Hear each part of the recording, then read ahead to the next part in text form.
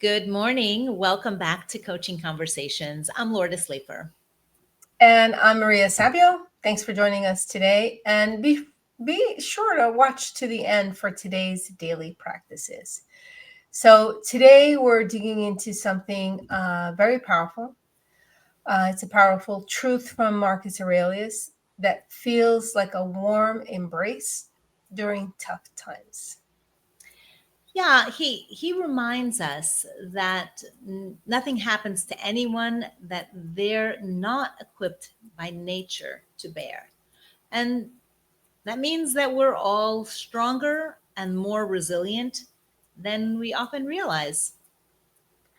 Yeah, but he also warns us about the danger of pretending, wearing a mask of calm while ignoring the pain beneath. It's a reminder that real strength comes from authentic wisdom, not ignorance or show. Yeah, and this is a hopeful message, right? We all have what it takes to face what life throws at us, right? This is our resilience, our ability to bounce back from adversity. Research shows that resilience is a complex combination of nature, nurture, the interplay of genetics and early life experiences, the social support, and our learned coping skills. Yeah, that ability to bounce back is not only about what happened to us, but also who did it to us, how helpless we were, and what or who was there to support us, and who we could talk to about it. And neuroscience backs this up. Our brains can adapt and heal through neuroplasticity, helping us grow stronger after the trauma. So, and when we say trauma, we mean big T trauma and little t trauma as well. So, when life hits us hard or unexpectedly, it's natural to feel shaken. But underneath, you have the tools to endure and recover with the right help and support. And Yeah, I just want to add, and it's never too late.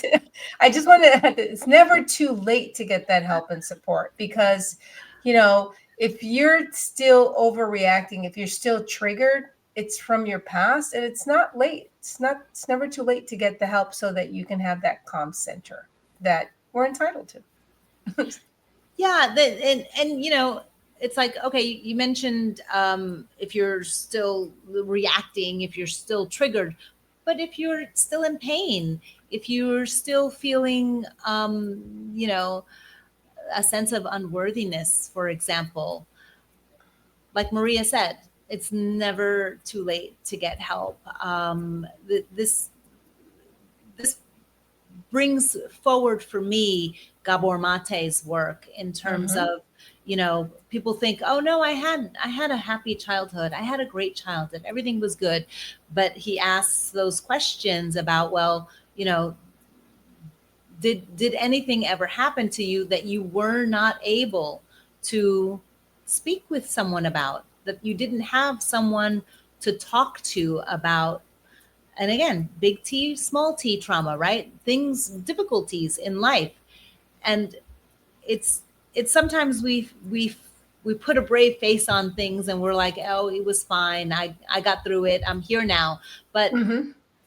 it it still has an effect, right?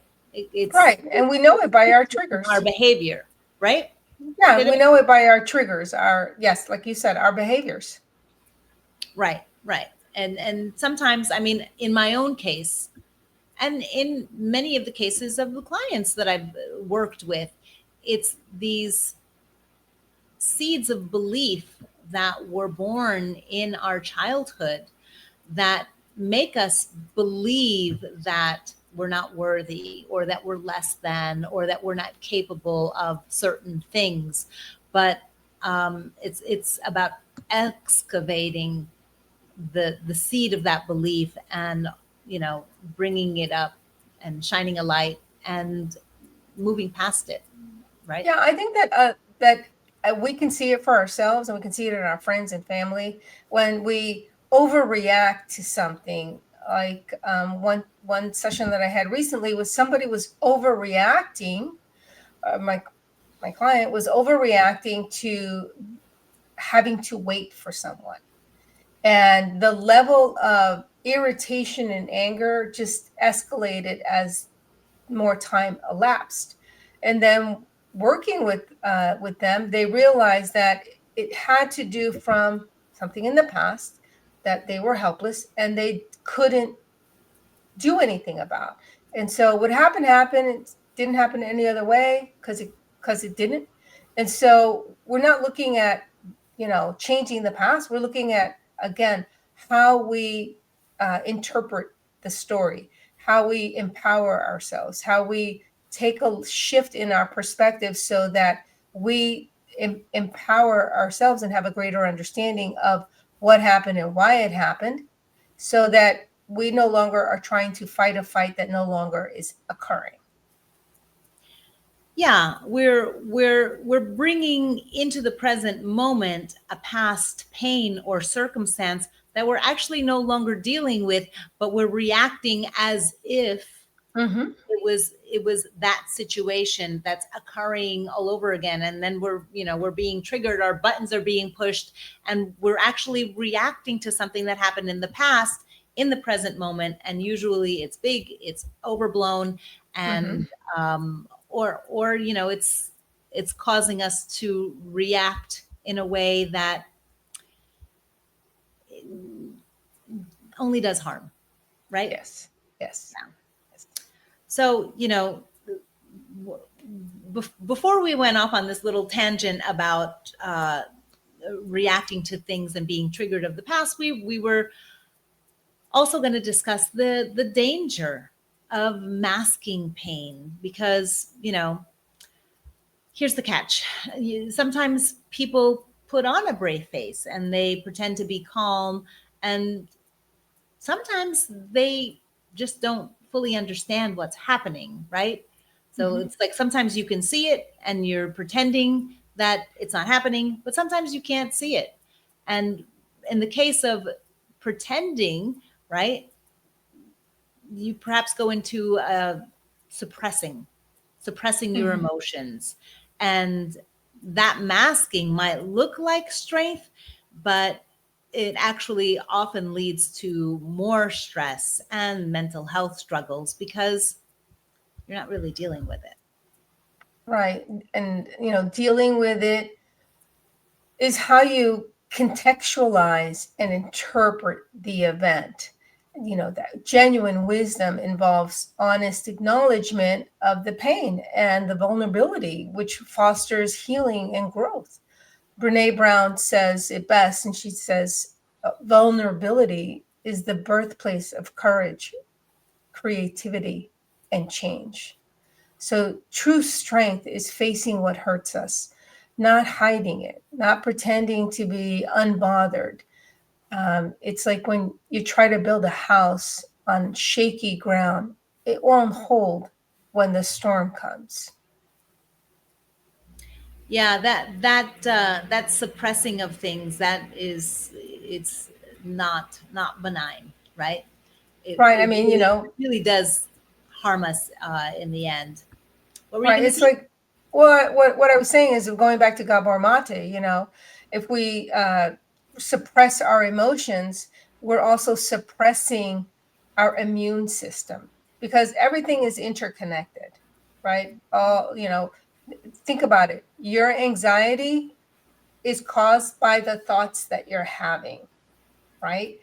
Sometimes the sadness isn't from something that's happening now. It's from something that you're thinking about that happened before, or sometimes you're having these illusions of thought that are creating the emotions that you're having.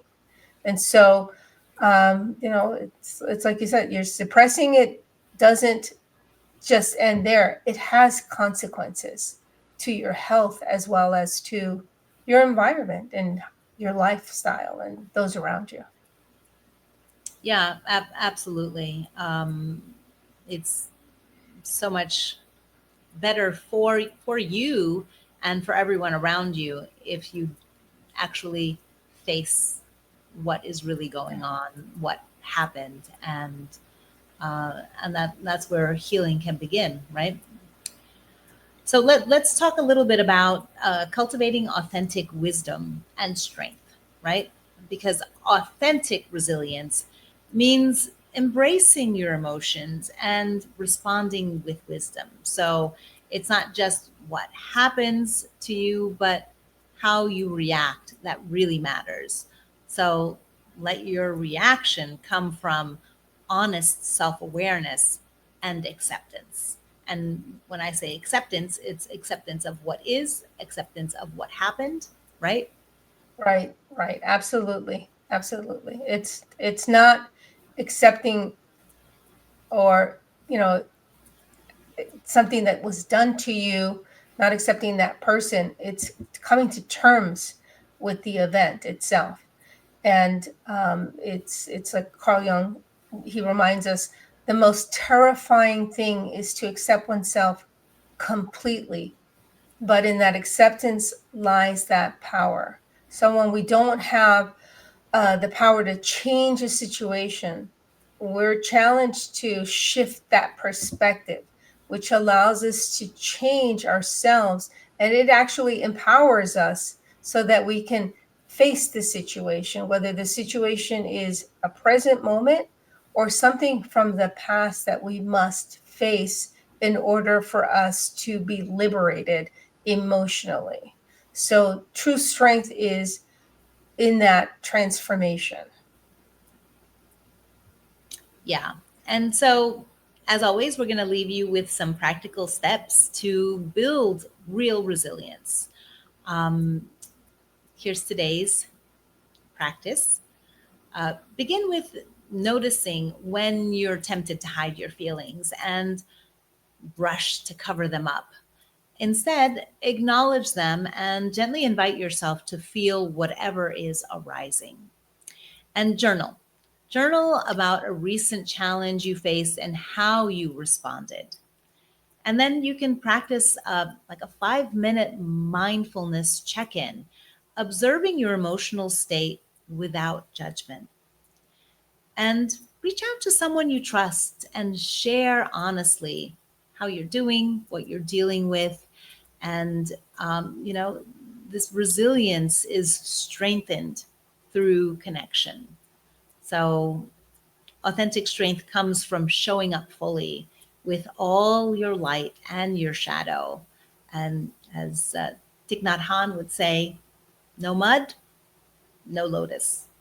So our growth comes from and through our struggles. Yeah. I mean, those are very powerful words. And just to add something for you to continue to ponder from Epictetus, you have power over your mind, not outside events. Realize this, and you will find strength. So remember, you're stronger than you think. And real strength is born in truth, not pretense. So keep embracing your authentic resilience. Yeah. And we'd love to hear from you. Tell us about a time that perhaps you hid your pain and what helped you heal. Let us know in the comments below. Thanks for being here. We're walking this path right alongside you. Take care of your mind, take care of yourself, and support our work by liking, following, and subscribing. We'll see you next time.